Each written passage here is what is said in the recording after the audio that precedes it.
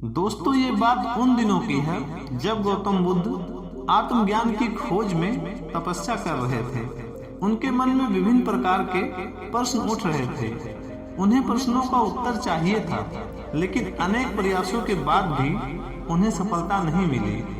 वे आत्मज्ञान की प्राप्ति के लिए कठोर तपस्या करने लगे।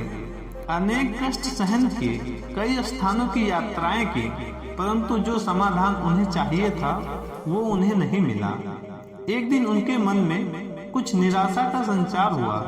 सोचने लगे, धन, माया, मोह और संसार की समस्त वस्तुओं का त्याग भी कर दिया, फिर भी आत्मज्ञान की प्राप्ति नहीं हुई।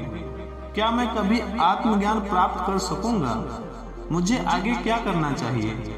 इसी प्रकार के अनेक प्रश्न बुद्ध के मन में उठ रहे थे। तपस्या में सफलता की कोई किरण नहीं दिखाई दे रही थी और इधर बुद्ध ने प्रयासों में कोई कमी नहीं छोड़ी थी।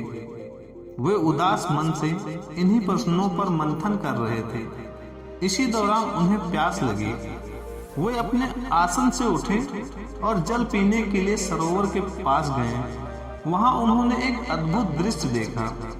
एक गिलहरी मुंह में कोई फल लिए सरोवर के पास आई। फल उससे छूटकर सरोवर में गिर गया। गिलहरी ने देखा, फल पानी की गहराई में जा रहा है। गिलहरी ने पानी में छलांग लगा दी।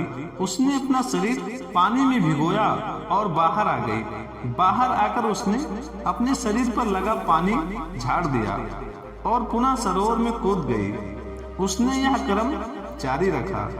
बुद्ध उसे देखते रहे, लेकिन गिलहरी इस बात से अनजान थी। वह लगातार अपने काम में जुटी रही।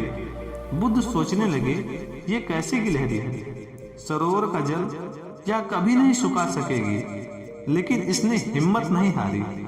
यह अपनी पूरी शक्ति से लगातार सरोवर को खाली करने में जुटी है। अचानक बुद्ध के मन में एक विचार का उदय हुआ।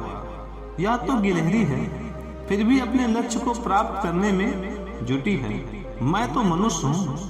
आत्मज्ञान प्राप्त नहीं हुआ तो मन में निराशा के भाव आने लगे। मैं पुनः तपस्या में जुट जाऊंगा। इस प्रकार महात्मा बुद्ध ने गिलहरी से भी शिक्षा प्राप्त की और तपस्या में जुट गए। एक दिन उन्हें आत्मज्ञान हो गया और वे बुद्ध हो गए।